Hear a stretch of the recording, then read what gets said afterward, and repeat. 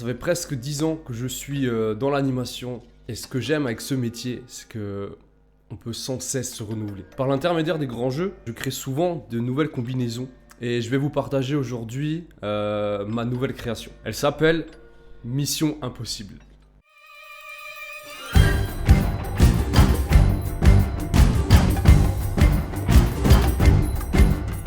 Bon déjà, comment m'est venue l'idée de faire un Mission Impossible? Qu'est-ce qu'un Mission Impossible? Déjà pour commencer, très bonne question. Mais en fait c'est simple. L'an dernier on a reçu des talkie-walkie au périscolaire. À la base on s'en servait du coup pour communiquer entre animateurs, genre oui tu peux m'envoyer un tel parce qu'il y a ses parents. Et au final je me suis dit, est-ce qu'on pourrait pas les utiliser pour une activité? Malheureusement on n'a jamais pu faire quoi que ce soit. Déjà il y a eu une certaine maladie qui nous a privés de pas mal de temps d'activité. Et en fin d'année, on a eu d'autres projets et ça n'a jamais abouti du coup. Et puis ensuite, je suis parti du périscolaire pour me mettre à mon compte. Ça, c'est une autre histoire.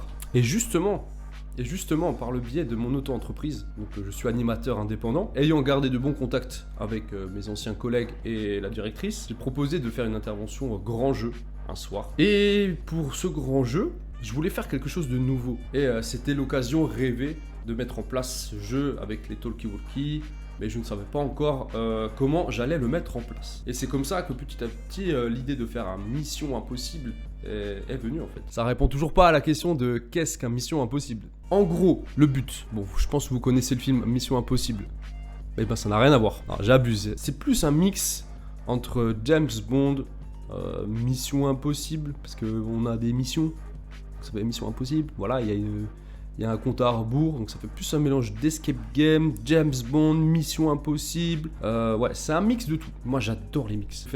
C'est comme ça qu'on crée de nouveaux jeux de toute façon, je pense. En gros, il y a plusieurs équipes. Elles ont chacun leur salle dédiée, où ils vont avoir une énigme à résoudre, ou avoir des indices à leur énigme, et vont devoir passer des missions. Dans le but de trouver le code pour désamorcer le compte à rebours, la salle où se trouve le compte à rebours, et la personne qui a mis en place ce compte à rebours. En gros, ça fait 3 groupes, mais bon, on peut imaginer d'autres solutions. Maintenant, il va falloir que je réfléchisse à comment mettre ça en place.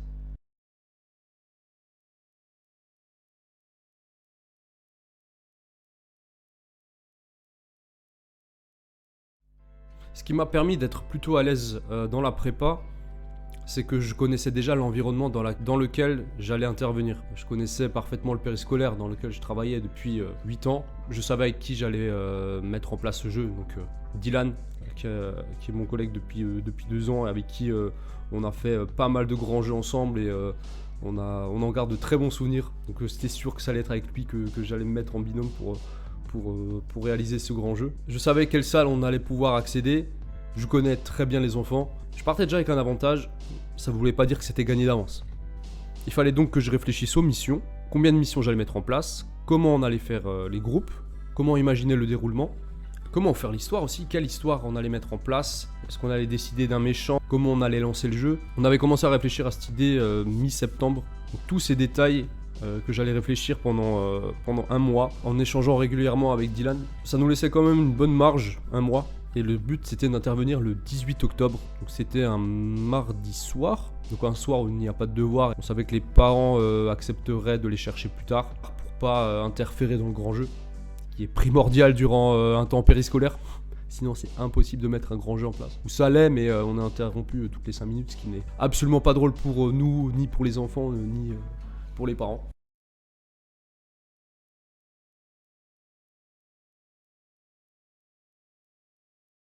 Alors niveau matériel, il me fallait des talkie-walkie. J'ai décidé donc d'en commander sur Amazon. Bon, j'ai enfin reçu les talkie-walkie. On va voir un peu à quoi ils ressemblent. Si j'arrive à comprendre comment on ouvre ce truc. Par contre, ça me paraît petit, j'en ai commandé 4. Ah non, c'est bon. Il y en a 2 là-dedans. Toujours très fun, les ouvertures. J'adore ça. C'est ma passion. Alors. Ah non, il y en a 2, c'est bon. Parfait. Ils sont bleus. Parfait. Ça va, ça devrait faire l'affaire. Ok, bon, on va tout de suite les... Ah non, j'ai pas de piles. C'est vrai que les piles sont pas fournies avec. 4 en plus. Wow. Ah, je crois que j'en ai 4 comme ça. Normalement, j'en ai 4, je peux en allumer un. Bon, c'est pas des talkie-walkie de luxe non plus. J'ai pris le premier prix sur Amazon. Mais bon, ça devrait faire l'affaire pour ce grand jeu. De toute façon, ils n'ont pas non plus une utilité ultra importante. Ils vont en avoir besoin pour quelques missions de se contacter entre eux. Mais pour le reste du temps, c'est juste pour faire un peu stylé. Oui, on a l'agent secret, on a les talkie-walkie. Hop là, tu voulais aller où toi? Ah, il a fait bloop. C'est-à-dire que c'est bon. Super, je peux pas le fermer parce qu'il y a ça qui gêne. Ah, il y a une petite lampe. Ah ouais, ça c'est cool ça. Ça, ils vont adorer. Parce que je pense qu'on va laisser des passages du couloir éteints. Ok. Bon bah voilà, petit talkie-walkie pour les missions. Ah, ils vont kiffer. Ils vont kiffer.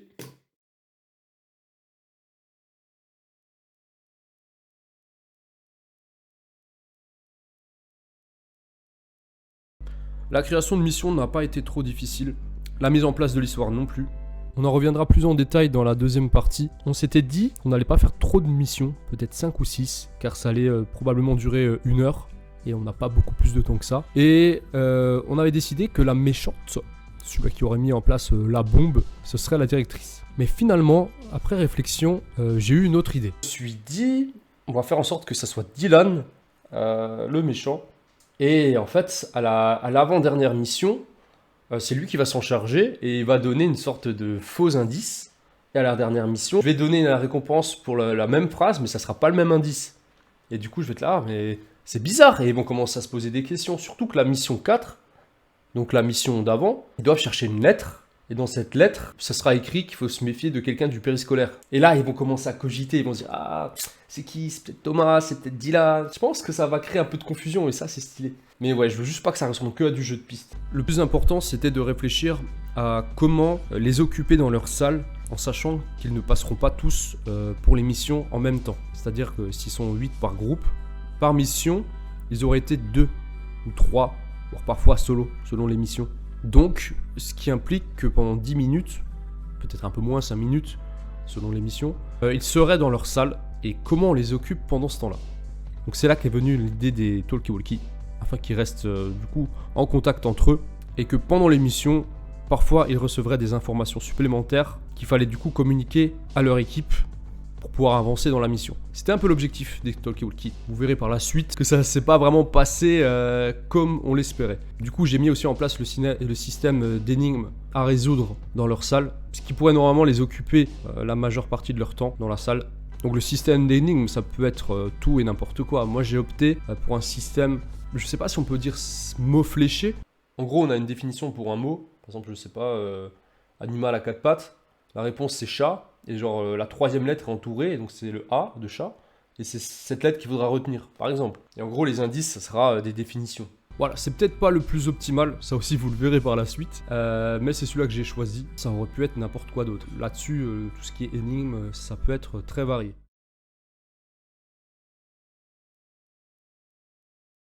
Après avoir pas mal échangé par message avec Dylan pour mettre en place le jeu, une semaine avant, on a décidé de se voir, de se faire une petite réunion. En gros, moi j'avais pensé à mettre les CE2 avec les CE2 et à chaque fois qu'on doit donner une mission, on passe une enveloppe sous la porte et après ils choisissent quelqu'un du groupe qui doit aller faire la mission.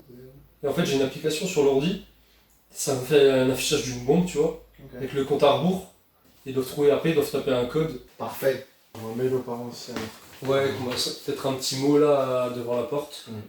Et il faut qu'on voit aussi avec les femmes de ménage. Faudrait combien de ça t'as dit? 3. 3. Les énigmes, pensez peut-être à des définitions d'énigmes par rapport aux lettres. Donc Ouais, tu montres un exemple quand même parce que je suis pas sûr de. ouais, ok, ouais, je te montrerai, ouais. Mais vraiment un truc de bidon, tu vois, par exemple, animal à 4 pattes, et le mot, tu vois, c'est chat, et c'est le A qui va être entouré, ça va être et il voit en fait le nombre de lettres qu'il y a. Et on leur donne dans l'ordre. En tout cas, pour les CE2, ouais, peut-être les CM2. Au moins, ils ont un prépa. Il y a 6 lettres quoi. Ouais, si on les a entourés quelque part, ils vont se dire, ah, mais il y a ces lettres et tout, et ouais, pourquoi pas. Mais peut-être pas aussi le 2 du coup. Mais au moins, que eux, s'ils ont déjà Dod, on comprend que c'est dosé, tu vois. Ouais, peut-être, ouais. Tu vois. Wesh. Oh, un strict. Ça va, on entend grave mieux que les autres, je trouve. Des petites lampes aussi. Quand t'es loin, tu vois pas, mais quand t'es là, ouais. C'est incroyable ça. Ouais. Je crois pas avoir déjà vu un jeu comme ça. On peut penser à d'autres trucs, mais genre que sur certaines parties, tu vois. Ouais. C'est pas. 24 heures chrono, moi ça me fait penser. Je sais pas si tu connais le film. Comme le zombie, c'est un mélange de loup, de trucs comme ça. C'est grave stylé au final. Après, tu rajoutes une petite histoire derrière, c'est tout de suite un grand jeu stylé, tu vois. C'est ça qui est trop bien.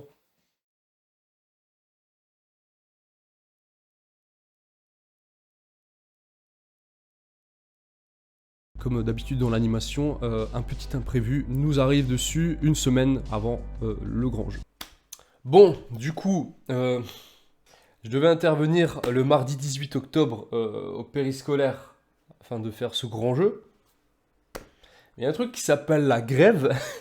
J'ai rien contre la grève, au contraire, je la comprends. Mais il fallait que ça tombe le jour où j'interviens, quoi. Mais bon, c'est pas grave, on a réussi à reporter au jeudi, donc c'est déjà une bonne chose. Et au final, ça m'arrange bien, parce que j'avais pas totalement terminé le grand jeu.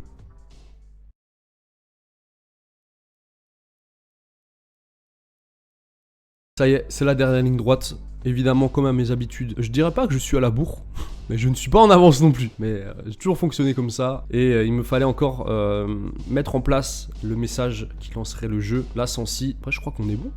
Alors, je vais enregistrer le petit message qui va lancer le jeu. Ce sera un message audio du méchant. Et je vais pitcher la voix, pour rendre la voix un peu plus grave et du coup pas reconnaissable. Avant le début du jeu, je dirais que j'ai reçu un mail du patron avec ce petit vocal. Donc là, ils l'écouteront.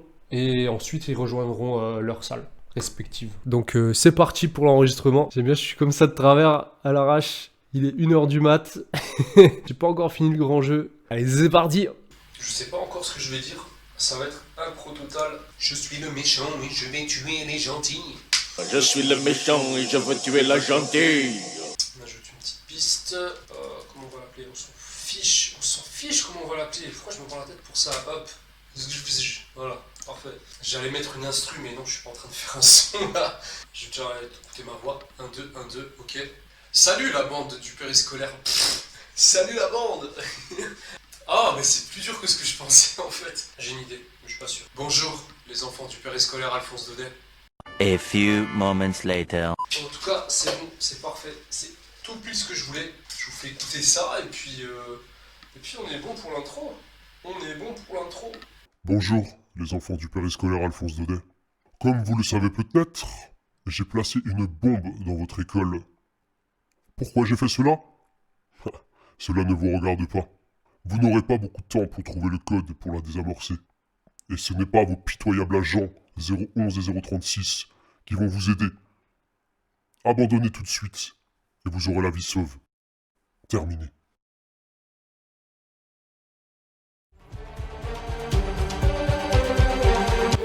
Ouais, voilà. Une fille jolie. Mon deuxième est une fille jolie. Whiteboard, c'est bon, ça fait ça blasser. Ah, pourquoi il s'efface pas alors? Sois bien planqué parce qu'il y a les maternelles qui passent après. Passe pas sous les portes, ça passe pas.